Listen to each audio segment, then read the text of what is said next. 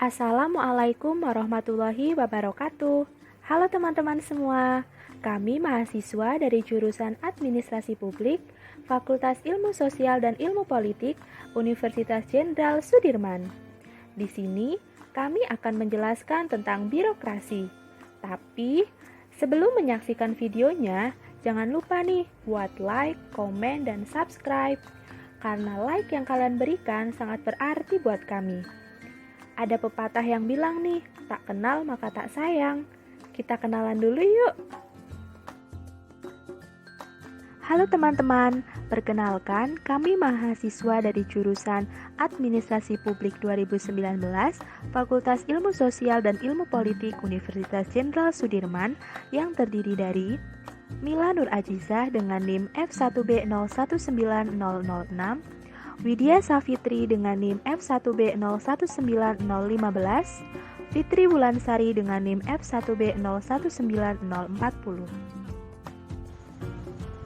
Dalam video kali ini, kita akan membahas mengenai yang pertama, pengertian birokrasi, yang kedua, fungsi birokrasi, yang ketiga, birokrasi di Indonesia, yang keempat, studi case terkait birokrasi di Indonesia.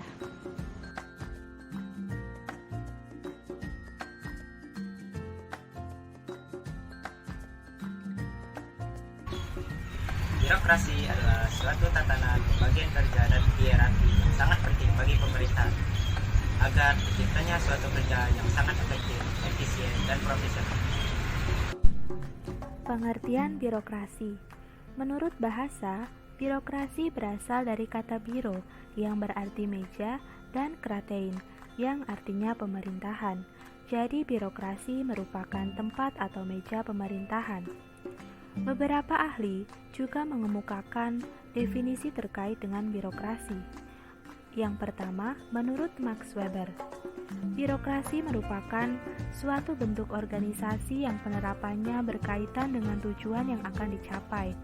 Keberadaan birokrasi ini dimaksudkan sebagai suatu sistem otoritas yang ditujukan secara rasional oleh berbagai macam peraturan dalam upaya mengorganisir pekerjaan yang dilakukan oleh banyak orang.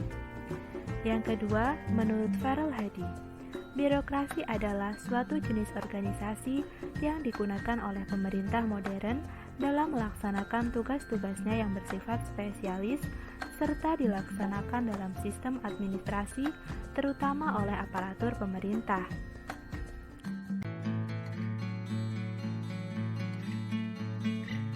Sekarang ada fungsi dari birokrasi. Fungsi birokrasi menurut Andrew Haywood yang pertama adalah sebagai pelaksanaan administrasi. Fungsi utama birokrasi adalah mengimplementasikan atau mengeksekusi undang-undang dan kebijakan negara. Peran pembuat kebijakan yaitu politisi. Lalu peran pelaksanaan kebijakan yaitu birokrat. Yang kedua, fungsi birokrasi sebagai nasihat kebijakan atau policy advice. Birokrasi menempati peran sentral dalam pemberian nasihat kebijakan kepada pemerintah. Birokrasi merupakan lini terdepan dalam implementasi suatu kebijakan. Sebab itu, masalah dalam suatu kebijakan informasinya secara otomatis akan terkumpul di birokrasi. Fungsi yang ketiga ada sebagai artikulasi kepentingan. Dalam tindak keseharian, birokrasi banyak melakukan kontak dengan kelompok-kelompok kepentingan di suatu negara. Hal ini membangkitkan kecenderungan korporatis di mana terjadi kekaburan antara kepentingan-kepentingan yang terorganisir dengan kantor-kantor pemerintah atau birokrasi. Fungsi yang keempat yaitu ada stabilitas politik. Birokrasi berperan sebagai stabilitator politik dalam arti fokus kerja mereka adalah stabilitas dan kontinuitas sistem politik. Peran ini utamanya kentara di negara-negara berkembang, di mana pelembagaan politik demokrasi mereka masih kurang handal. Selanjutnya, ada birokrasi di Indonesia. Birokrasi di Indonesia ditinjau dari perspektif historis. Birokrasi ini sudah terbentuk sejak masa kolonialisme Belanda. Bahkan, jika ditelaah lebih jauh, barangkali telah ada pada masa Kerajaan Majapahit ataupun Kerajaan Mataram Islam. Namun, birokrasi di Indonesia dalam pengertian modern sekarang memang sengaja diciptakan oleh pemerintah kolonial Belanda sejak abad 19 Masehi untuk menjadi alat kekuasaan dan represi pemerintah kolonial. Ketika itu, birokrasi disebut dengan istilah Pangreh Praja atau Pamong Praja. Rupanya, pemerintah kolonial Belanda menyadari bahwa hubungan kekuasaan antara rakyat dengan penguasa pribumi, raja atau bupati, bersifat patron claim atau patronage. Setelah mengetahui tentang birokrasi, kemudian kami mengambil studi kasus tentang kepuasan masyarakat terhadap penyelenggaraan pelayanan publik yang terjadi di kantor Kecamatan Tambang, Kabupaten Kampar.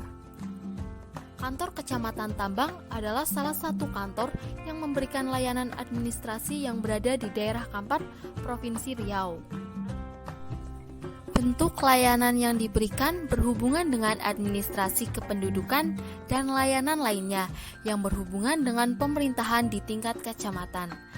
Layanan yang diberikan contohnya adalah pembuatan kartu keluarga, kartu tanda penduduk, pengurusan izin mendirikan bangunan atau IMB, dan fasilitas pelayanan pemerintahan lain bagi masyarakat ataupun bagi pemerintah di tingkat desa. Dari Ombudsman ini menunjukkan bahwa pemerintah daerah mempunyai kasus pelayanan publik yang besar dari lembaga lainnya. Pelayanan publik yang diberikan secara umum belum memuaskan masyarakat.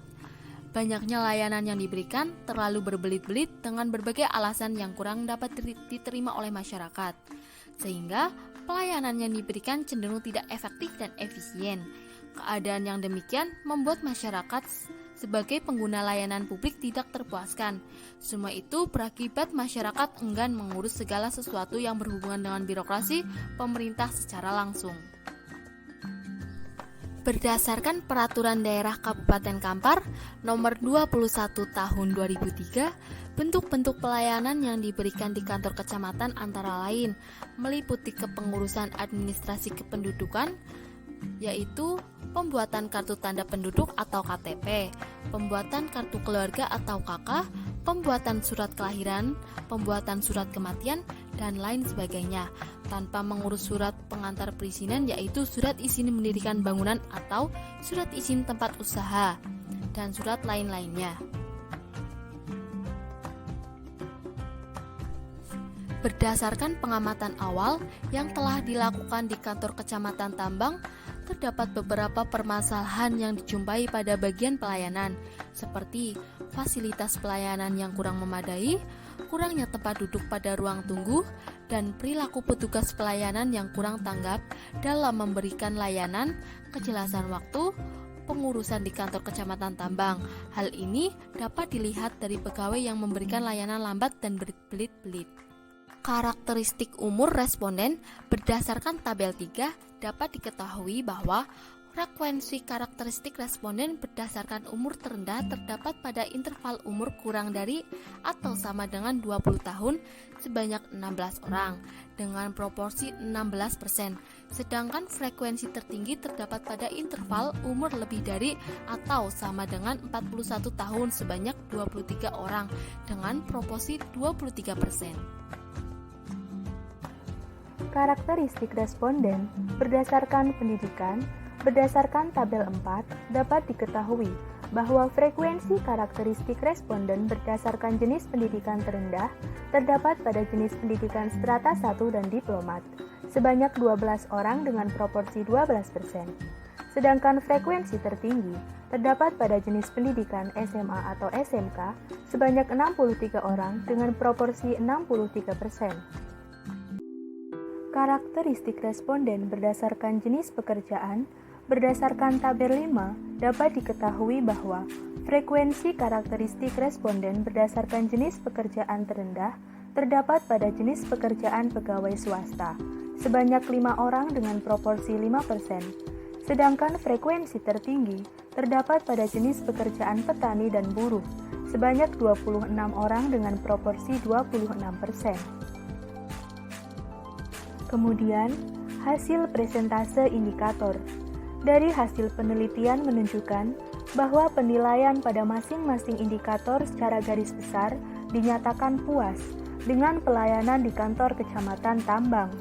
Berdasarkan tabel 6, dihasilkan penilaian yaitu sebesar 78,8% untuk indikator persyaratan, sedangkan indikator prosedur pelayanan sebesar 76,9%, indikator waktu pelayanan sebesar 56,3%, biaya dan tarif sebesar 74,6%, indikator produk spesifikasi jenis pelayanan sebesar 76%, indikator kompensasi pelaksanaan sebesar 78,8%, indikator perilaku pelaksanaan sebesar 62,1%, indikator maklumat pelayanan sebesar 81,1%, serta indikator pelayanan pengaduan, saran dan masukan sebesar 81,9%. Hasil keseluruhan menunjukkan bahwa pelayanan kantor Kecamatan Tambang Kabupaten Kampar berada pada kategori puas. Hal ini ditunjukkan dengan nilai survei kepuasan masyarakat dari 9 unsur sebesar 74,02. Indikator yang memiliki SKM tertinggi adalah penanganan pengaduan saran dan masukan dengan nilai SKM sebesar 81,9%, sedangkan indikator yang memiliki nilai SKM terendah adalah indikator waktu pelayanan, mendapatkan nilai SKM sebesar 56,3%. Dari beberapa hal yang telah disampaikan, dapat kita simpulkan bahwa berdasarkan hasil survei kepuasan masyarakat terhadap pelayanan Kecamatan Tambang, Kabupaten Kampar, Provinsi Riau, dapat diketahui bahwa secara keseluruhan masyarakat puas terhadap pelayanan yang telah diberikan. Instrumen pengukuran kepuasan masyarakat tersebut menggunakan 9 indikator yang terdapat dalam Keputusan Menteri Pendayagunaan Aparatur Negara dan Reformasi Birokrasi, antara lain persyaratan prosedur pelayanan, waktu pelayanan, biaya dan tarif, produk spesifikasi jenis pelayanan, kompetensi pelaksana, perilaku pelaksana, maklumat pelayanan, penanganan pengaduan, dan saran serta masukan. Demikian beberapa hal terkait birokrasi yang dapat kami sampaikan. Jangan lupa nih buat like, komen, dan subscribe. Thank you!